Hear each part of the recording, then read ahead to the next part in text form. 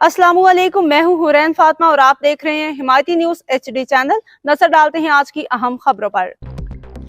कराची रोजनामा हमायती news report गुलाम मुस्तफ़ा जत इज्तिमाई इफ्तारी का एहतमाम शुरा में बिरयानी तकसीम।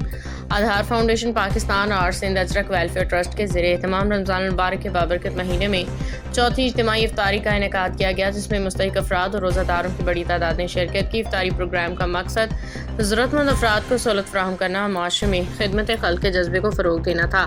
इस मौका पर शुरा के लिए इफ्तारी का बाकायदा इंतज़ाम किया गया, जबकि बड़ी तादाद में लोगों में बिरयानी भी तकसीम की गई।